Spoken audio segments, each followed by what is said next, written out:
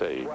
11, 10, 9, engines on, 5, 4, 3, 2, econ, launch commit, go.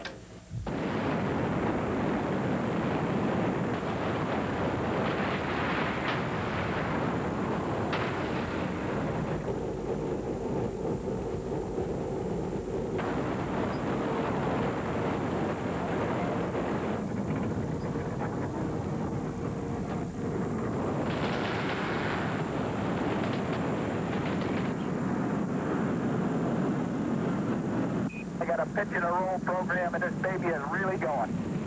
Roger that. Our space agency has abandoned these artifacts of one of man's greatest achievements. It says it simply can't afford to preserve the past for the wonder and admiration of future generations. The question is, can it afford the future? A future for which it already is planning and building ever more sophisticated vehicles for ever more adventurous explorations in space. This is our story tonight. Outer space. Can we afford to go?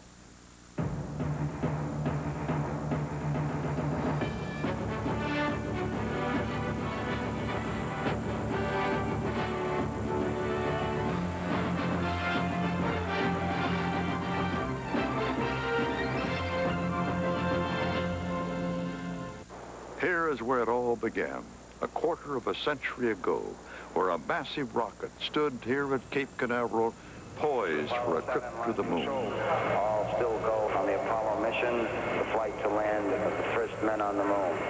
It seemed then, 25 years ago, that we could see forever, deep into space where humans would fly, where humans would explore and live among the stars.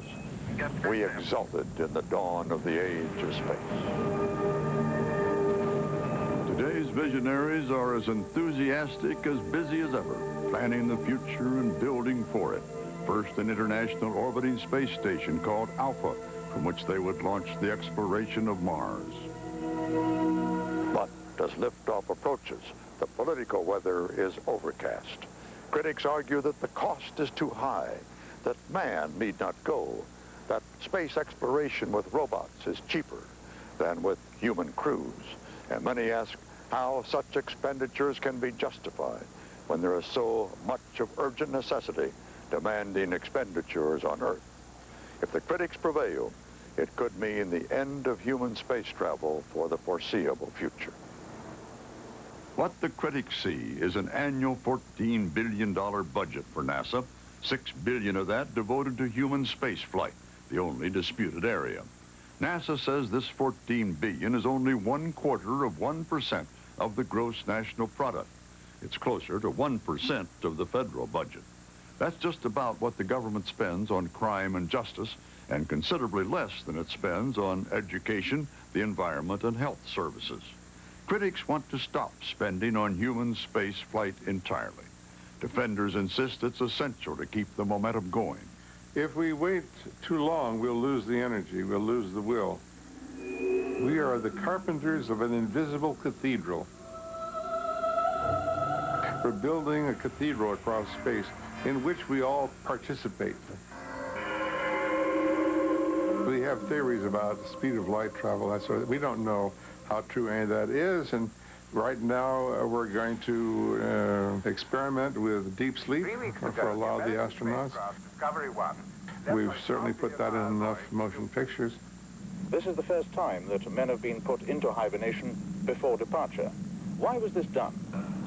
Well, this was done in order to achieve the maximum conservation of our life support capabilities, basically food and air.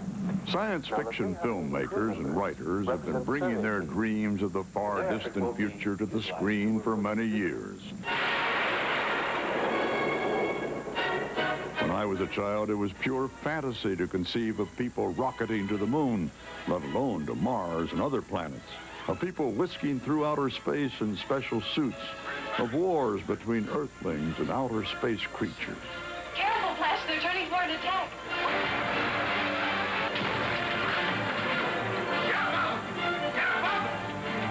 Exploring and traveling through outer space has captured the imagination of humanity from perhaps even before recorded history. Who are you? A scientist, like yourself. do you come from? From a planet, yet unknown to you. I think it's quite likely that there are some real aliens out there, and I'd like to get to know them. And we could design living creatures which could actually live in space and be spacecraft all by themselves.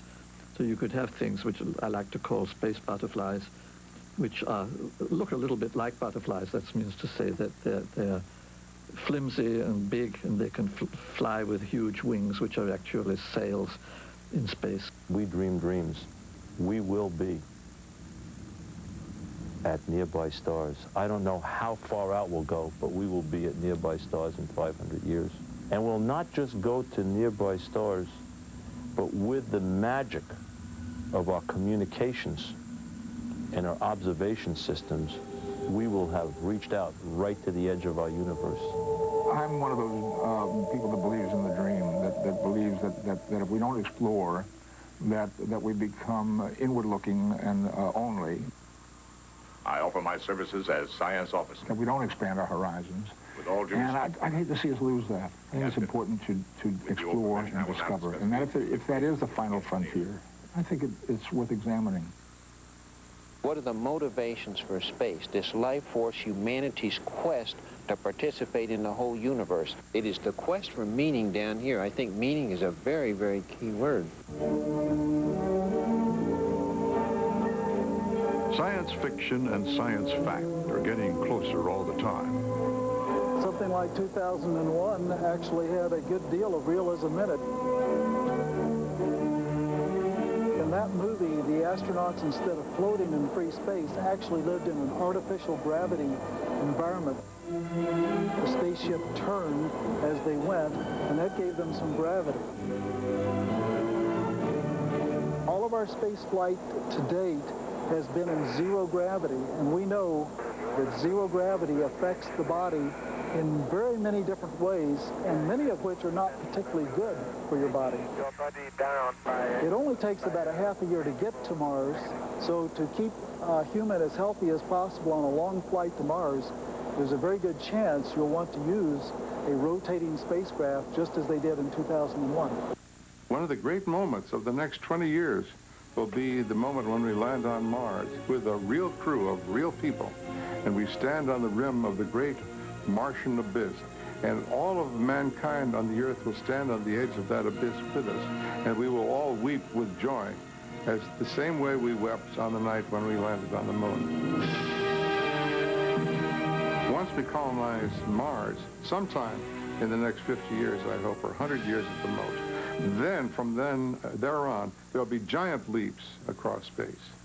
By the middle of the first decade of the next century, we could make a decision to go to Mars. Not in 20 or 30 years, but in 8 to 10 years. In my lifetime, we're going to see people walking on Mars. I think future generations will actually live in space their entire lives. We will colonize the solar system. Before that happens, it will take a series of smaller steps. Space Station Alpha is now planned, will be an 800,000-pound, a 400-ton behemoth, as long as a football field and almost as wide, orbiting 240 miles above the Earth. It will be constructed piece by 34 space flights. By the time it is completed and operating in the year 2002, 6 people will live aboard it for months at a time. Between 1985 and 2002, the United States alone will have spent $28 billion on space station research and construction.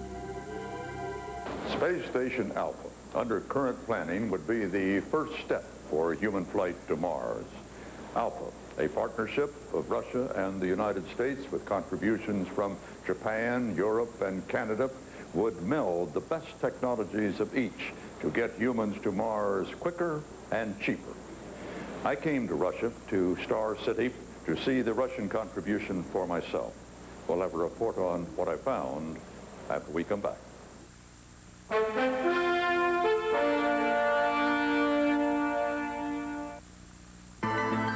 Crack the code of our secret language of the night. Don't miss The Power of Dreams, The Search for the Meaning. Tonight at 10 Eastern, 9 Central, only on the Discovery Channel.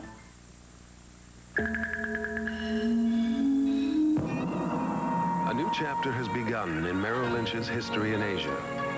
We are the first American securities firm invited to open an office in mainland China. Being there gives our financial consultants a different perspective, which makes a difference for our clients. The difference is Merrill Lynch.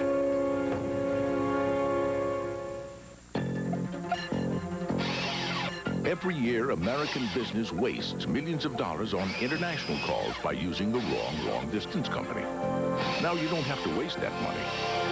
Introducing MCI's Proof Positive Worldwide.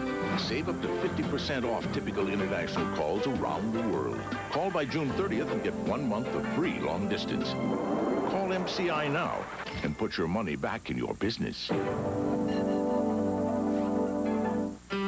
This is the award-winning Eagle Vision from the Chrysler Corporation.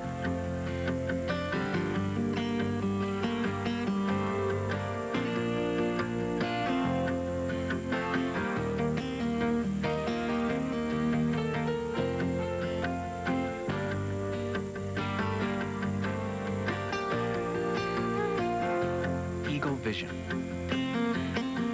Pretty cool, huh? Everyone knows that Continental flies to cities all across this continent. So what's the difference? Continental flies to over 195 destinations across these continents, islands, and peninsulas. That's the difference. An international business class ticket, an international business class seat. So what's the difference? Continental's business first. For the price of business class, you can enjoy the comfort of a sleeper seat and the service of first class. That's the difference. Thursdays, nuts and bolts, tools of the trade, the everyday and the extraordinary. Movie magic, followed by The Secret Life of Machines. Thursdays at 9 Eastern, 8 Central on the Discovery Channel. On Saturday, June 25th, after 45 years, an era comes to an end when John Charles Limited closes their doors forever. But before we close forever, come in and take advantage of final markdowns on our entire inventory of extraordinary apparel and gifts for men and women. Everything must be liquidated at 50 to 80% off in these last days of business. Everything, including fixtures, must go in this total store-wide liquidation. John Charles Limited, Route 119, Tarrytown on Hudson. Open weekdays and Saturday till 6, Monday and Thursday evenings till 9. The biggest on-premises car sale in Westchester's history. 5 days only, all under the Great 10 event on Route 1 in New Rochelle. New Rochelle Ford, Lincoln Mercury, Mazda, and Suzuki, all under one tent. Over 500 cars in stock, all drastically reduced. Credit experts, bank representatives, and professional used car appraisers will all be on site, so you can buy and drive all in the same day. Hot dogs, sodas, prices, even that purple dinosaur. Don't miss the fun, don't miss the savings at the Great 10 event on Route 1 in New Rochelle.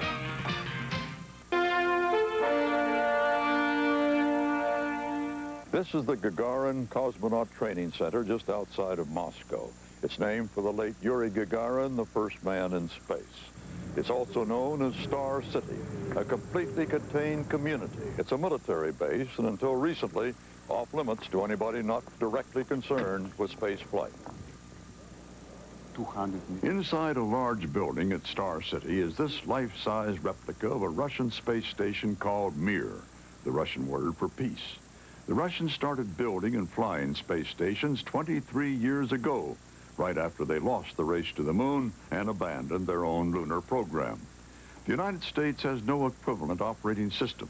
Instead, NASA's concentrated on human space flight in the shuttle program, itself beset by cost overruns, budget cutbacks, and other operational problems.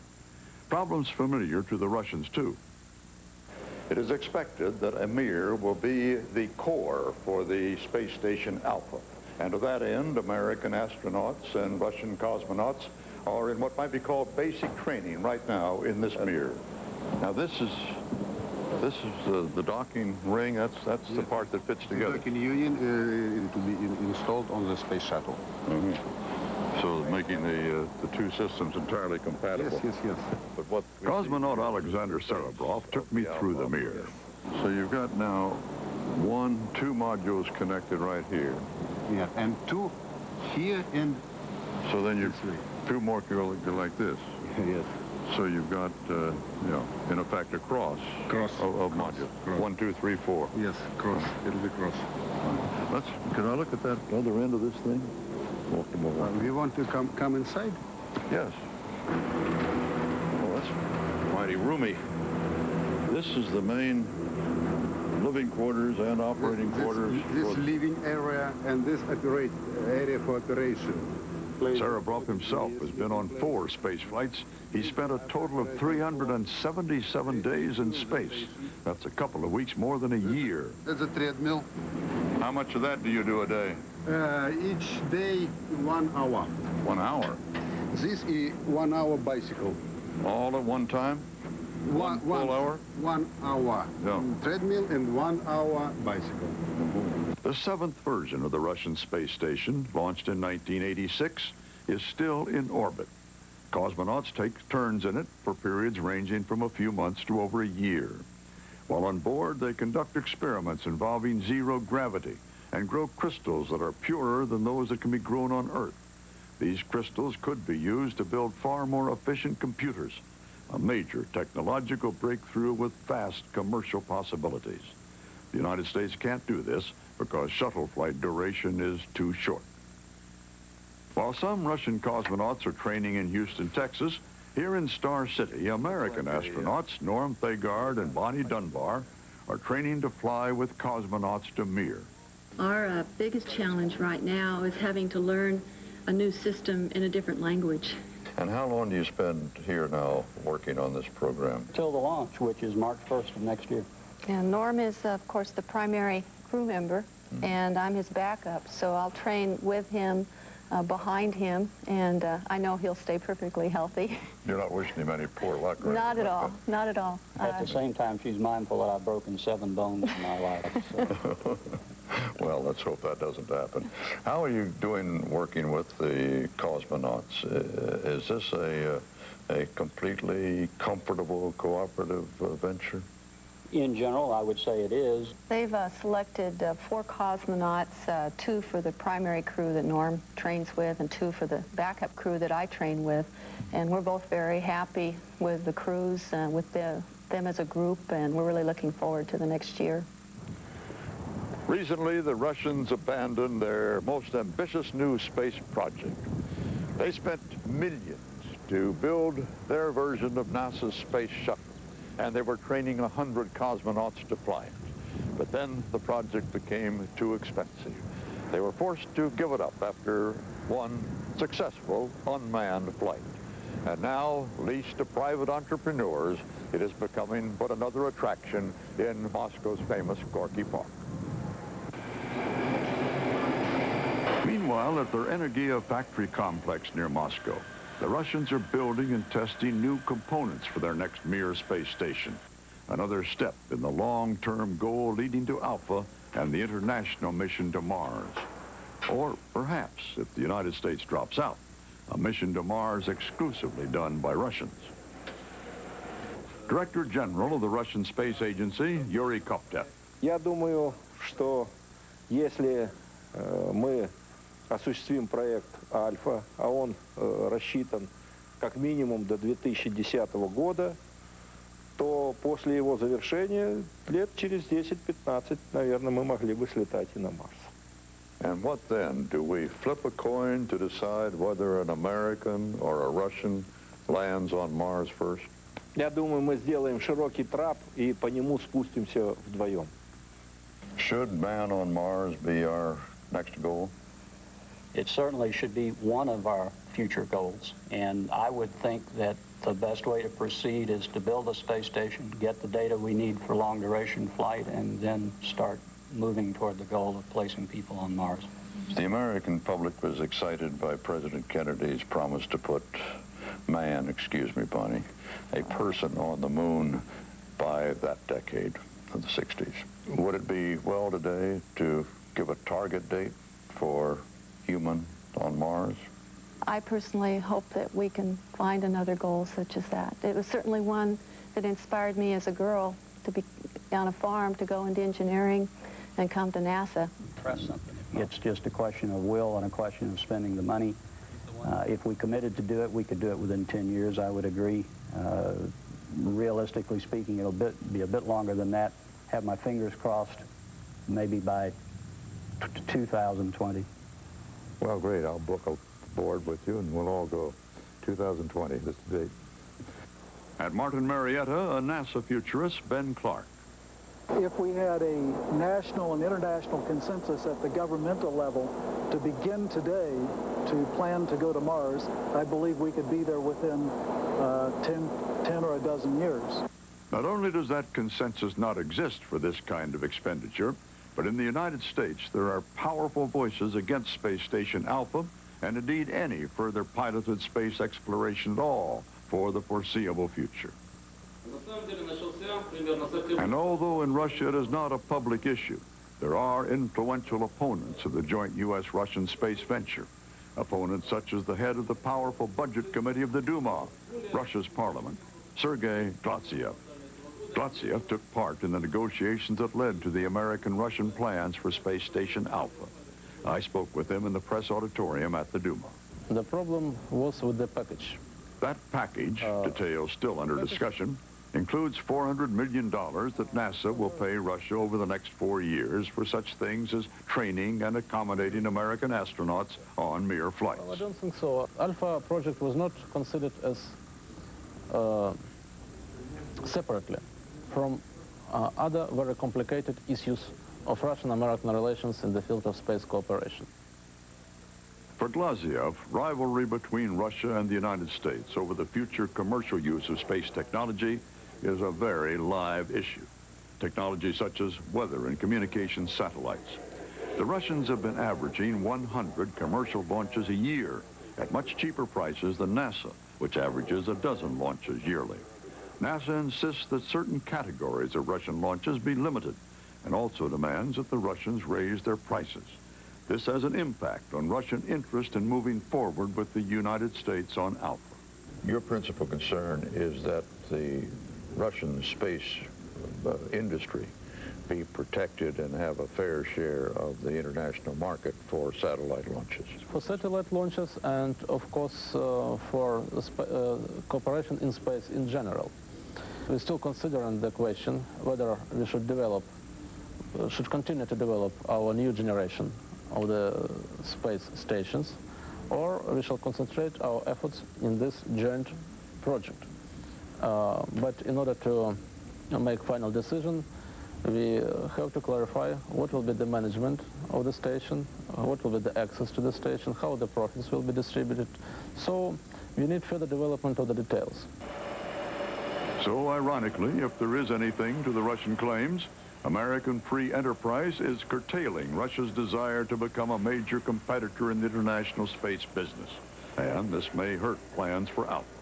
I think that we have to introduce much more favorable regime for competition in this sector.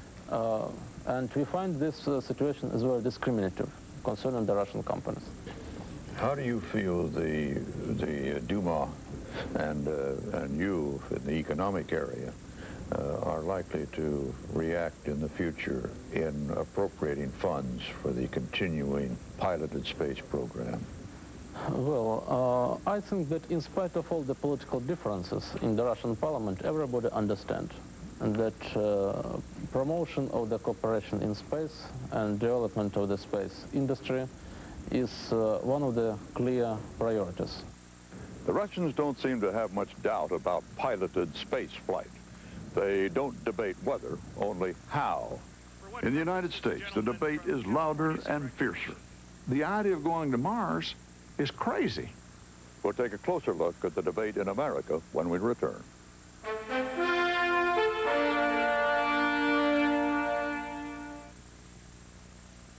This portion of Discovery is brought to you in part by Jeep and Eagle.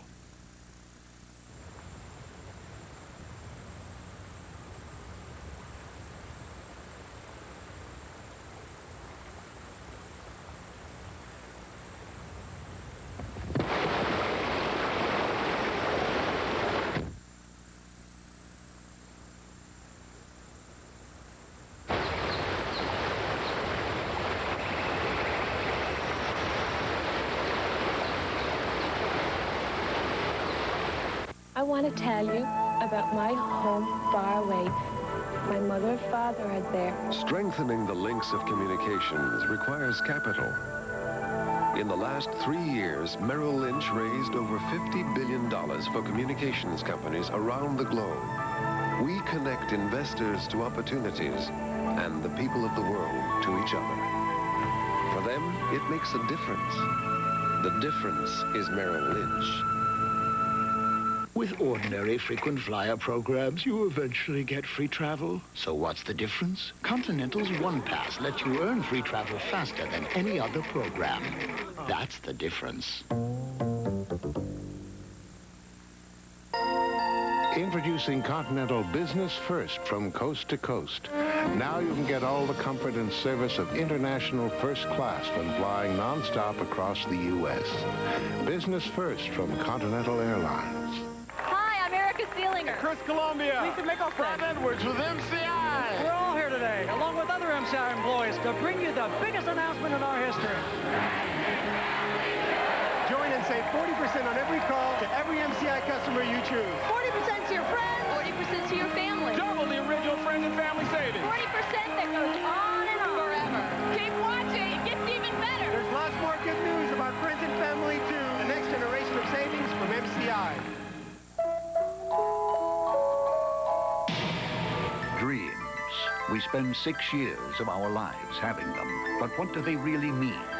Curl up at a state-of-the-art sleep research lab and pick the brains of top dream analysts as we attempt to crack the code of this secret language of the night. Don't miss the encore presentation of The Power of Dreams, The Search for the Meaning, tonight at 10 Eastern, 9 Central, only on the Discovery Channel. Beauty.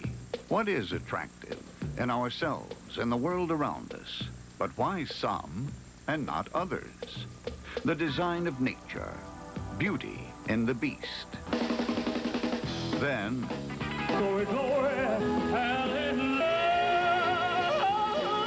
meet those who honor the king.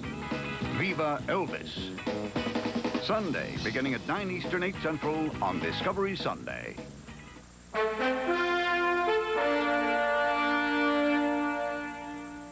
The debate over whether we can afford outer space travel raises many questions.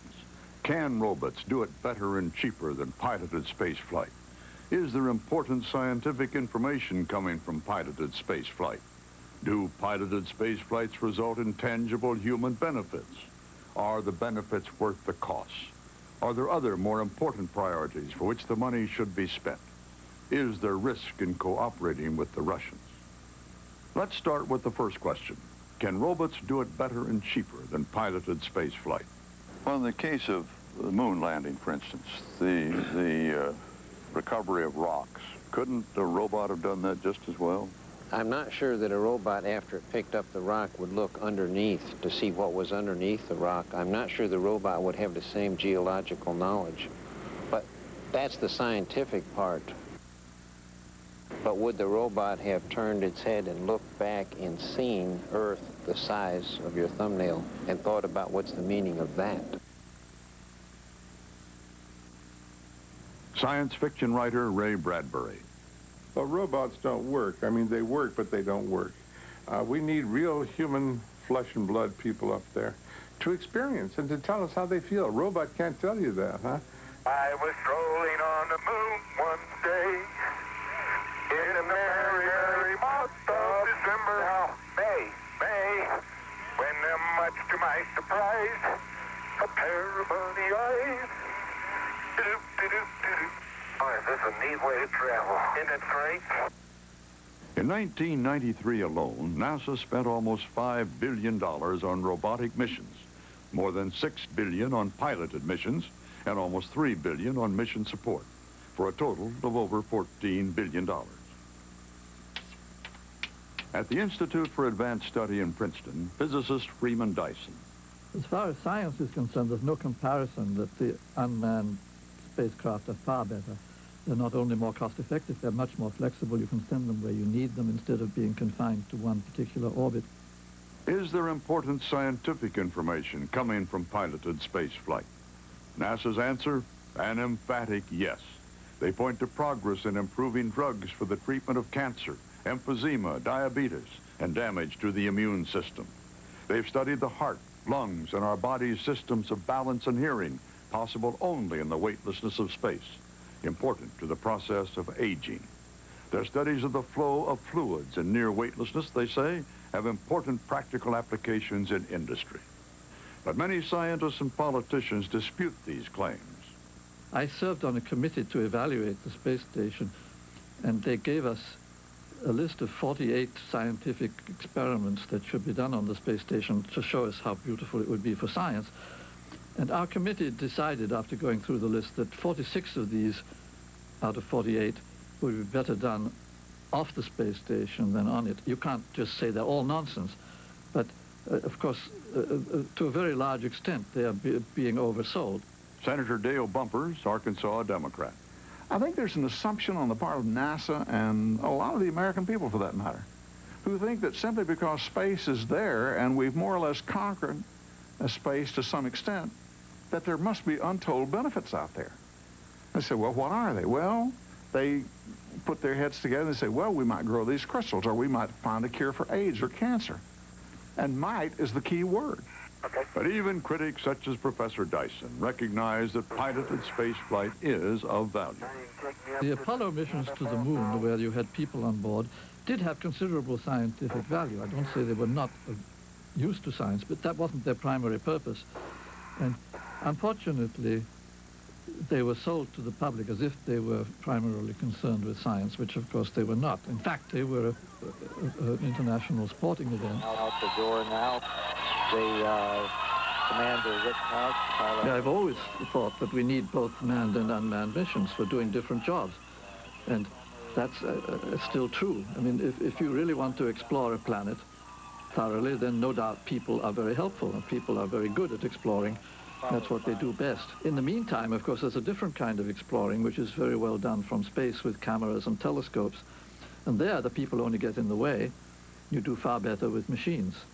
With the Hubble telescope, more clearly than ever before, we saw shoals and reefs and islands of stars, clouds of dust that are the nurseries of stars, dwarf stars. Recently, the Hubble found what scientists since Einstein have suspected. There are supermassive black holes in space. Hubble found a huge whirlpool of gas spinning 1 million miles an hour. To keep something that big turning that fast, it must have a black hole at its heart, a black hole as big as 2 billion suns. Is this information of any use? We aren't likely to encounter a black hole on the way to the supermarket, but space exploration has given us a new thing to think about, a thing so big and yet so small, it falls right out of the universe. The screw is gone. Despite the arguments, the highly publicized repair of the Hubble telescope was an engineering triumph and clear evidence that there are some space activities that up to this point, only a human being can do. Bonnie and I both have flown a couple of space lab flights where the major object of the flight was science. I think our experience is there are things that you simply can't do with machines, at least at this point in time. And certainly if things break and it's an automated process, you're more or less out of luck. What we're doing is research, looking at the unknown, the unexpected. We spend some of our time repairing things, even robots that break down in some experiments. On your mission next year, what will be the contribution to be made toward the eventual Alpha mission? We have several problems associated with long-duration space flight. Before we can keep people up for the time periods we would like to keep them in space during our Alpha program, we need to get biomedical data in several areas. We need to determine causes and perhaps treatment or prevention of mineral loss from bone, how to keep the heart from deconditioning, and how to keep, in general, skeletal muscles from deconditioning. Those are our three major problems. There's just no substitute for it down here on the Earth. Russian space scientists have been compiling data for more than 20 years on the human body at near zero gravity. But NASA says most of their information was gathered before and after a flight, very little during. NASA scientists want to monitor effects on the body as they occur. Mir space station that the Russians have up there right now is the 7th space station they've deployed since 1971. They've done every kind of research that they could think of doing. The Russians will tell you in their private thoughts that they have gotten virtually no benefit out of it. Virtually no research has come out of that that's worthy of the name.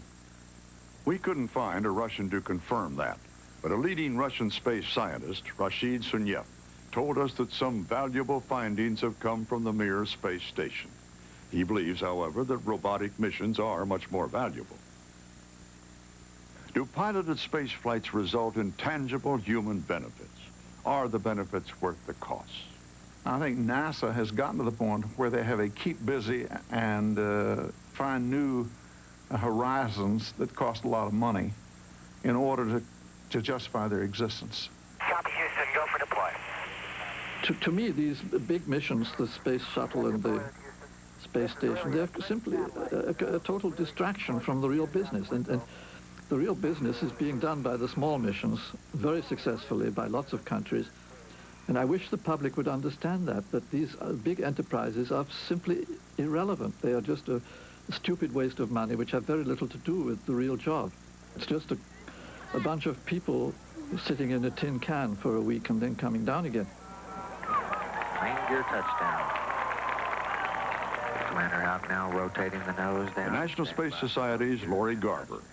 I think critics who argue that the space shuttle and space station program don't suit their needs have very parochial needs themselves.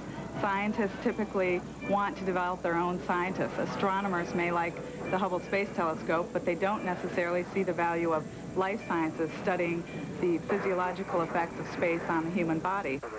NASA has done and is doing a lot of very worthwhile stuff. Unfortunately, they don't like to talk about anything they've done that's really successful and cheap. For example, there's a lovely science mission which I'm very fond of. It's a little space telescope called International Ultraviolet Explorer, which is still up there and still doing marvelous science. This was a NASA mission which went up 15 years ago and is still going strong. Systematically over the last 15 years is observing all kinds of interesting things in the sky, a huge variety of stuff. I mean, I would say it's just as important in its way as the Hubble telescope. The public never hears about it because it was too cheap. Chemistry is the practice of magic. People think of Teflon and they think of frying pan. You can use it. Teflon and Velcro are among the better-known spin-offs that have resulted from space research and development. Some advances in computer technology were also developed for the space program. Are these kinds of spin-offs a justification for future space exploration? Astronaut Story Musgrave. I don't think programs should be sold on spin-off. I think programs you look at directly why you're there.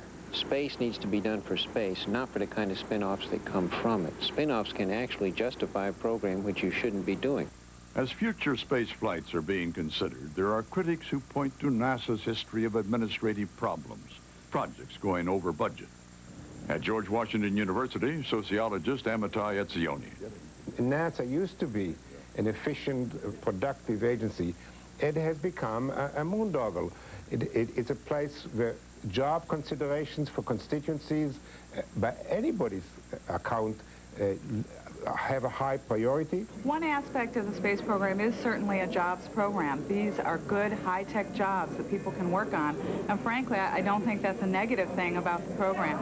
The space agency calculates that directly and through contractors, it employs 148,000 people.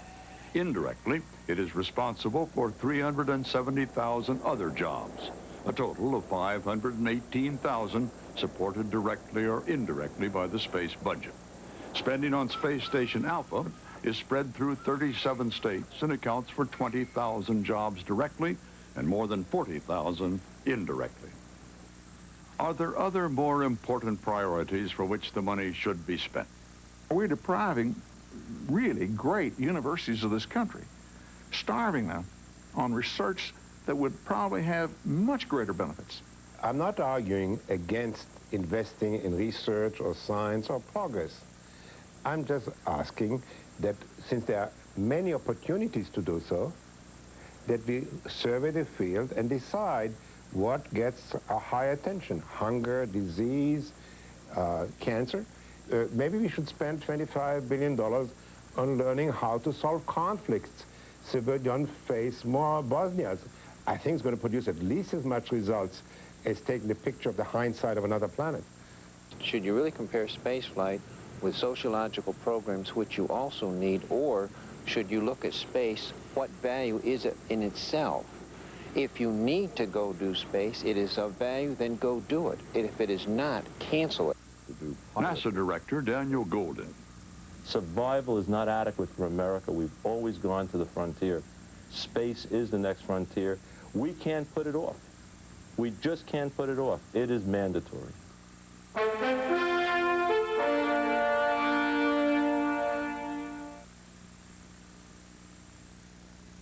To order a videotape of this Cronkite Report, use your Visa, MasterCard, or American Express card and call 1-800-652-5566.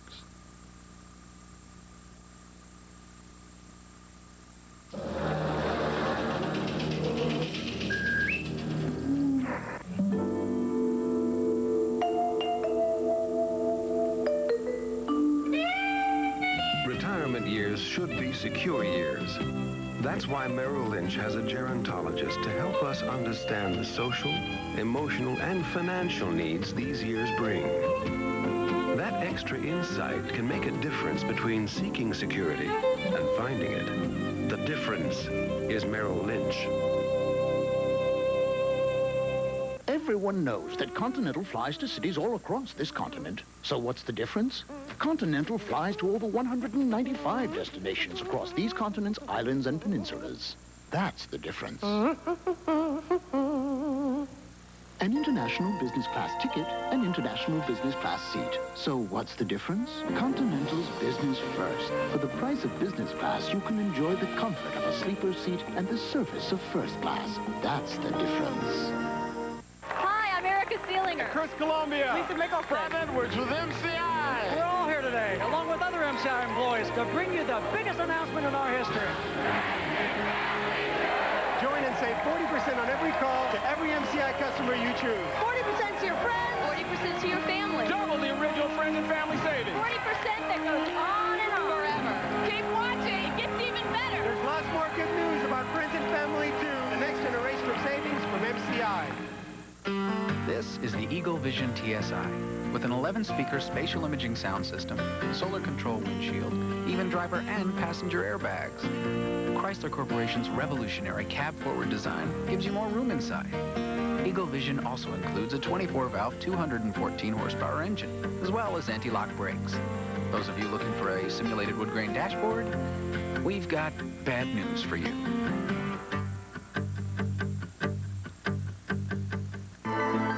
Crack the code of our secret language of the night. Don't miss The Power of Dreams, The Search for the Meaning.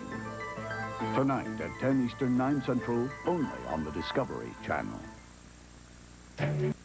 Don't wait for the first heat wave to find your central air conditioning system doesn't work. It needs maintenance to operate year after year. Call Wilco Energy Corporation for our early bird inspection and startup special. A $69 value for only $49, 1/3 off the regular price. Our 15-point checklist ensures your comfort all summer. Wilco's early bird special, only $49. 1-800-771-2157. Wilco, we'll leave you cold, and you'll love it. Good morning, Mr. Phelps. You're looking at Pizza, Pasta, and Things located in the Caldor Center, Portchester. On your last visit there, you found Clino's, the comfortable, friendly restaurant that's just past the Pizza Lounge. You discovered their great home-style cooking and fast, courteous service in a casual family atmosphere. You couldn't believe the large portions and the great prices. Your mission, Jim, is to let everyone know that the perfect restaurant really does exist. Clino's Restaurant at Pizza, Pasta, and Things, Caldor Center, Portchester. Good luck, Jim, and good eating. We have a $5.5 trillion economy in the United States of America. The space program is $14 billion a year. It's 1/4% of our economy. You could have a feeding frenzy up there on Capitol Hill, and we could cancel a whole space program. It will not change America. But what it will do is it will impede the future. Senator Bumpers argues that today's space program has lost sight of what it ought to be doing. Communication satellites, those are all very well. Weather satellites, that's what NASA's mission ought to be. To deploy radars, to deploy Landsats, to deploy weather satellites, all of those things, very legitimate. Even to do some spying, there's nothing wrong with that. We can do all of those things for perhaps $8 billion instead of $14 billion. 1, 0, and liftoff. Liftoff. Americans return to space.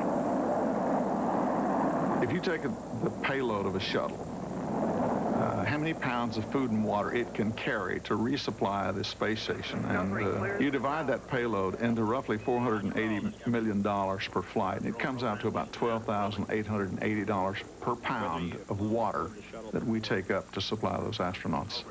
I use that figure simply because it points out the astronomical cost of this program. Where there is that much controversy, doesn't that indicate perhaps that we should go more gradually in order to save some money? How more gradual could we go? We left the moon in 1972. This is 1994. Do we want to wait another decade, 2 decades, 3 decades?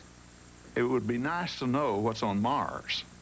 It might even be nice to know whether or not we could do some biotechnology kind of research on the space station or grow crystals that would improve our computing ability. But when you start talking about $62 billion over roughly the next 18 years, at a time when we're struggling to try to save this country economically by reducing the deficit, it is the height of folly to spend that kind of money on a very risky gamble. Science fiction writer Ray Bradbury. Well, the people who talk about the money should say we should take $300 billion a year from the war effort. We're still spending that. Put that into the inner cities. Put that into our other problems. That's the big money. We're talking about pennies here, pittance, a few billion dollars as against $300 billion a year. What about the military role in space? The Air Force Space Command says it is neither involved nor does it have plans or requirements for manned space exploration. Further, it has no position, says the Air Force, should Congress cancel NASA's budget. Is there risk in cooperating with the Russians? Do you see any value at all in the space station first and the Mars mission in solidifying an alliance between those who are participating in that operation? Sure, we should work alliances with them. A wonderful place is and would be in enlarging our peacekeeping forces, our peace corps and such. We say, how about working together in something which you and we consider more productive for humankind? The people of the world don't want us to share space stunts. They want us to share in dealing with the problems which bother them, hunger, disease, and war. The space station is our last national technology test bed. It is the last test bed we have for international cooperation. What is America's words worth? Do you know our international partners before Russia entered have already spent $4 billion? They've committed another $5 billion. What does America stand for as a reliable partner in the world if we walk away? If anything should happen to Project Alpha, would you be prepared to go it alone in building a space station? Думаю, да. Хотя это будет сложно. Committee will be in order. A House committee vote on next year's space budget is expected soon. A more crucial battle over funding human spaceflight comes in the Senate, the opposition led by Senator Bumpers of Arkansas, which happens to be near the bottom of the list of states where space dollars are spent. This year, this fall, during the appropriations process, I will make, I believe, my 4th effort to kill the space station. Every year, I get a few more votes than I got the year before. Considering all the publicity that's been generated about the, really the folly of the space station, I think I'll prevail. Program we have. Lori Garver. It will send a signal to the world that the U.S. No longer wants to invest in our future if, in fact, this program is canceled. We have to search our souls again and say, what are we trying to accomplish as a nation? Are we going to debate the future, or are we going to blaze the trail? Unless we got our societal problems solved on this Earth. The idea of going to Mars is crazy. Going to Mars may be a crazy idea for Senator Bumpers, but for Ray Bradbury, it is what life is all about. The Jews have a saying, to life, huh? To life. And that's what space travel is all about. That is our mission. When the rocket takes off from Canaveral, that's what it says, to life, to our journey across the universe, which is going to last forever. Huh? It'll go on for billions of years if we bring this off. But the important thing is that the human spirit has benefited. We feel closer to all the other peoples in the world. So we're giving a go and throttle up. 3, 2, 1, burn. 20 to go. Stand by, Tom. Touchdown. Stand by for touchdown. Stand by. 25 years ago, Neil Armstrong stepped onto the moon. 78 to go. 50 to go. Tranquility Base here. The Eagle has landed. That's one small step for man, one giant leap for mankind. Today, a quarter of a century later, the adventure of spaceflight still has its own mystique. Story Musgrave. The magic of the night before is to lie here in the ocean, in the water, to look out at that expanse, which at one time was the largest horizon that we had, then to look out into the heavens, then to look and see the rocket that's going to take you tomorrow out there. Come back in here to the ocean to see the satellites streaking overhead, to think about the amphibian aspects which are at play here, life coming out of the water, some life going back, life taking over the entire planet, every cubic millimeter of it, and then you as representative not only of humanity, but really the life force which is now reaching out to the rest of the universe. You think about humanity's push, humanity's quest, you think about the basic roots of why we're in space. They play in your heart and they play in your soul right here. In the beginning, God created the heaven and the earth. And the earth was without form and void, and darkness was upon the face of the deep. And the Spirit of God moved upon the face of the waters. And God said, let there be light. And there was light. And God saw the light. That it was good. And God divided the light from the darkness.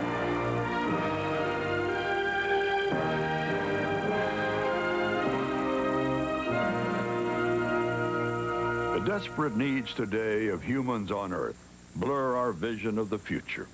When we ask whether we can afford more piloted adventures in space, there's an imperative to compare the cost with those of earthly needs.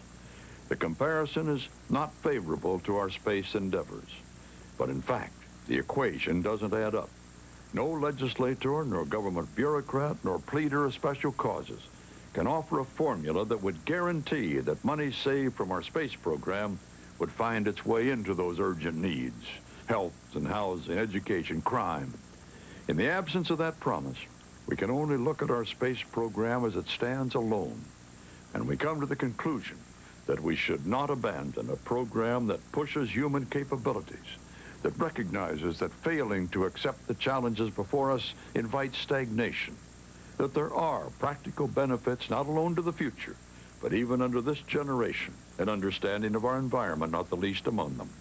And perhaps beyond all other benefits, the promise of discovery of things of which we cannot even imagine, the golden grail of any pure or applied science. As with all things in this period of a strained national economy, we must demand a strict accounting by our space agency, both on the financial and the mission side. We have a right to ask for economies wherever they can be achieved, and we have a right to ask that there be careful consideration of the potential benefits before missions are assumed and expenditures committed. Outer space, can we afford to go?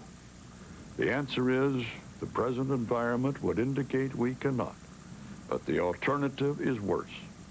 We cannot afford not to go.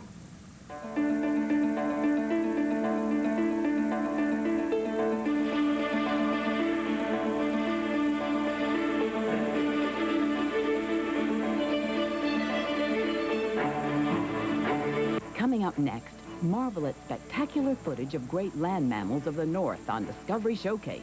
Then, The Power of Dreams examines our thoughts as we sleep. Explore your subconscious on the Discovery Channel.